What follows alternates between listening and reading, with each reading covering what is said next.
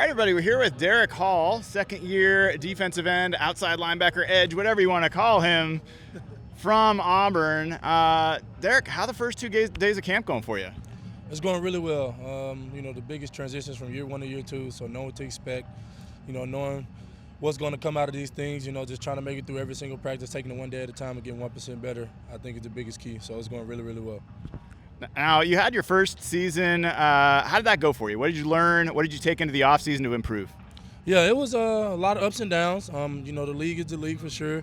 Everybody's really freaking good, but the biggest thing for me was developing my pass rush a little bit more, so that's the thing I focused on a lot in the summer. Just trying to do different things, boxing, different things like that to help with my comeback. Tell us a little bit more about the boxing. What does that do? What does that help for what you're trying to do? Right, so it's just read and react. I mean, it's basically just like me and the lineman going to battle. He shoots, I move, I react, and different things like that just to help get your hand combat where it needs to be, deflecting, blocking, different things like that. Now, you came out of Auburn with a pretty fierce, stiff arm, single pass rush, bull rush. Did you work on counters this year to kind of help fill out your repertoire? That's exactly what it is. So the biggest thing for me is everybody know that I have a really, really good power game. So trying to set that up with setting up more speed off the edge and then coming off the edge and having inside wins on the counter, then coming back up, setting them up outside to go back to, my forte, which is my power rush. So that was the thing that I did work on. How do you think working with guys like Leonard Williams, Byron Murphy, Jay Reed, and two-man games, how is that going to help you this year compared to where things were last year on the defensive line? Huge. Just going through OTAs in the spring, coming back from training camp and working with those guys, just how elusive, how fast and physical they are, getting off the rock, jetting upfield and opening it up for us to be able to come up in the lead and play off each other and just be able to complement what each other does best. I think it's going to be really good for us this year. Now, I got to ask, those legs, man, are those like those family heirlooms? Did they come with the genes, or did you work hard for those things? I think it's a little bit of both. Everybody in my family is pretty has a nice set of legs, pretty big boned or whatever, however you call it. But yeah, I mean, a lot of hard work goes with that too. A lot of squats. Yeah. You've obviously have an amazing story with what happened with you as a premature kid and baby, and you started a foundation, the 1% Foundation. Is that right? They're called 1%. Tell us a little bit about it. Yeah. So obviously, I was given 1% chance to live, so that's where the name comes from. My foundation is based on premature babies, helping families in need, food insecurities, and child obesity. Now, has this gotten to the point where it started to pay out, help people? Any stories yet, or is it just getting off the ground? It's just getting off the ground, but we've been helping people before the launch event happened, so a lot of that's been, obviously coming out of my pocket, just wanting to do things to give back and help my community. And now with the foundation in place, to be able to get grants and different things like that to go out and continue to do what I love to do for my community.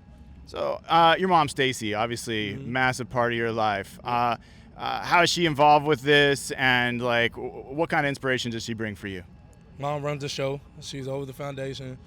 I'm the CEO. She's the whatever you want to call it. I mean, she makes everything goes and runs. She runs the bank accounts. She makes sure every event is there. She sets up everything. And for me personally, my mom is my world. Obviously, everything that she went through to help me get to where I am. So I can't thank her enough. Now, I don't know if John Schneider just loved you so much out of Auburn. He just wants the whole Auburn defense. Grabbed another couple Auburn players this year in the draft. Can you tell us anything about Nehemiah Pritchett, DJ James? Yeah, just talking to them throughout the draft and, kind of figuring out, they're asking me, well, how do you feel about these guys? And I'm like, look, I put my name on the line. Whatever happens, but I hope y'all are here in Seattle. Luckily, they're both here.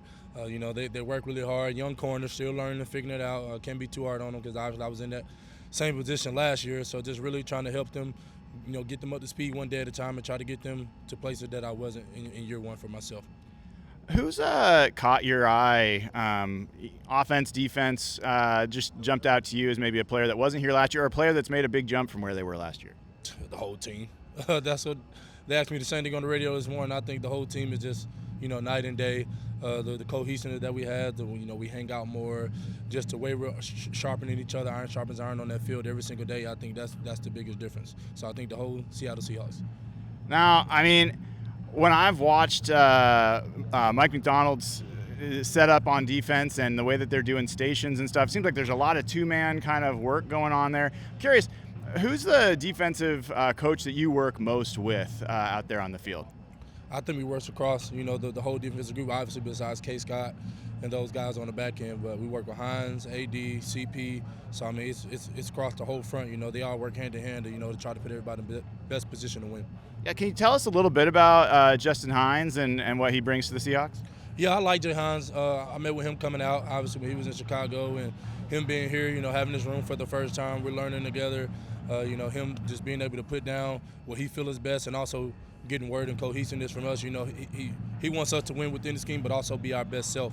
So, working hand in hand, trying to figure, okay, well, how can we make what you do best fit into what we're doing as a team and a unit? But, I mean, he's doing a great job, great guy, great coach, and he's helping us every single day to get better. And Adam Dirty, across the pond, how is he as a DC? How are you getting used to him? Legit language. So at first, a little bit hard to understand what he's saying, but now being here for a little while, great pass rush guy. I mean, it speaks for itself. When he was down in Dallas, putting on God position to win, having multiple guys get 10+ sack seasons year in and year out. I think he's a really good DC. Obviously, him and Coach McDonald working hand in hand. Getting us in the best position to be successful. But he does a great job as well. All right, offensive line. Anyone, you're going against these guys all the time. Anyone that you think is having a particularly good early part of the preseason? I think the whole line's doing pretty well.